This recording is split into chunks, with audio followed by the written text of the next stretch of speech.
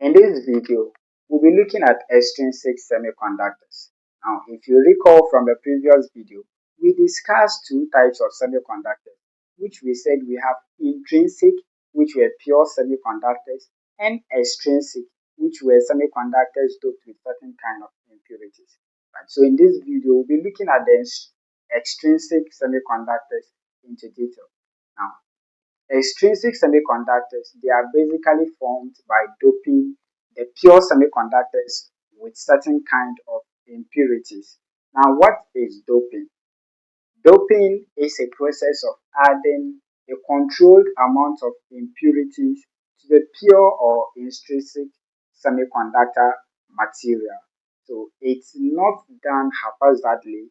It is done by adding a controlled amount of impurities to the intrinsic semiconductor material. Now, these impurities, we have two types of them, and that leads us to about two types of extrinsic semiconductors, depending on the impurities they are being doped with. We have N-type extrinsic semiconductors, and these are semiconductors doped with a pentavalent impurity. When we say a pentavalent impurity, we mean elements that have about 5 electrons in their outermost shell. Some examples are arsenic, bismuth, antimony, and phosphorus.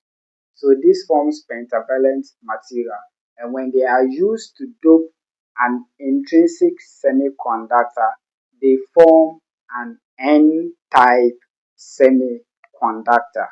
Good. Now we also have the P-type semiconductors, and they are semiconductors doped with a trivalent impurity. A trivalent impurity comes from the fact that we have 3 electrons in the outermost shell. So when we dope an intrinsic semiconductor with such impurities, we get what we call a p-type semiconductor. And some examples for for you to remember comes from the word big. So you can see big, B-I-G, where the B stands for boron, the I stands for indium, and the G stands for gallium. So these are the trivalent impurities that when we use them to dope an intrinsic semiconductor, we get a p-type semiconductor material.